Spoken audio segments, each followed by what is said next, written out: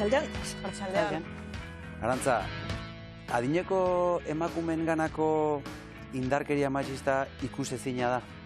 Bai, ia orain arte ikusezina izan da. Naiarako sonda aipatu du, pentsa zazu zer den gizarte batentzat onartzean milaka emakume, gure inguruko 1000 emakume, tratu txarra jasotzen ari direla, oso gogorra egiten da gizarte batentzat, ezta? Pentsa zazu zer den gizarte batentzat pentsatzea helduen emakume, adineko emakumeak ere hori jasatzen ari dutela, ezta? Onartzezina, eta horrelako gauzako hain gogorrak gertatzen ari direnean, askotan egiten duguna da ez begiratzea, ez ikustea, baina poliki-poliki badoa ateratzen, ezta? Arantzazu 2017-18 inguruan emakumeenganako tratu txarrak aztertzeko eta horri buruz hausnartzeko talde voluntario batean parte hartu zenuen, eta horratera ziren ondorioetan, zuk argi esaten duzu ikusezintasun hori badagoela, ezta?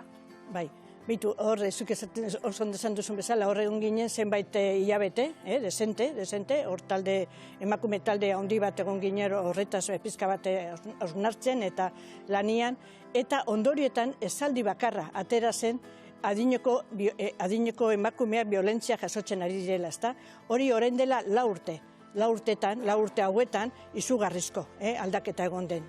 Eta hori, nolabait emakumeen eta hortzen ari garen emakumeen esker, ezta? Orain ikusi dugu, emakundeen espota gaur egun ez da atera dela. Orain dela 4 urte existitu ere ezen existitzen. Orduan ikusi behar da pausoak poliki-poliki baina ematen direla.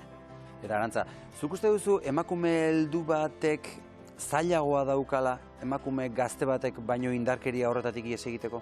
Bai, noski, hain Naiarako zondo aipatu du, ezta? Pentsa zazu emakume hauek askotan emakumeak, igual 40 urte daramatzatela, pizka bat tratu txarra jasotzen, ezta? Eta naturaltasun bezala jartzen dutela, bere bizitza horrela dela, eta onartu egiten dute bere bizitzan horrela izan dela, horrela dela, eta euskalo, ezta? Orduan, nola atera, zelako lotxa, nora joan, nora jo, ezta? Oso zaila egiten dela, askotan ere semalabak, bilobak ere erdian. Nola esan familian hori gertatzen ari dela eta hortik atera nahi dutela, oso zaila. Bai, agian zenbaitek pentsatu ere ez dute egiten beste zerbait posible denik, ezta? Bai, noski, bai. Askotan ere, ziurazki beraien familietan ere, hori izan dela normaltasuna, ezta?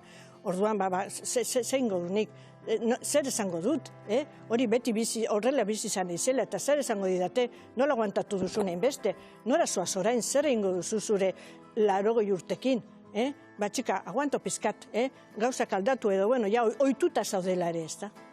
Eta egiari zor irtenbidea ere ez da bat ere erraza, ze askok pentsiorik ere lukete izango. Hori beste aldetik ez da, pentsa zazue horrelako emakume pila bat, ez dutela pensiorik, lan asko egin dutela, baina ez dute izan, ez daukate beraien dirurik ez daukatela, inoiz ez dutela izan, eta zartzaroan ere ez dutela beraien dirua, beti zenarrarena, askotan ez da, eskubiderik ez daukatela, orduan nora joan, nola biziko nahi zen, oso panorama itxia gelditzen zaiela. Indarkeria ekonomiaraino iristen da, ez da?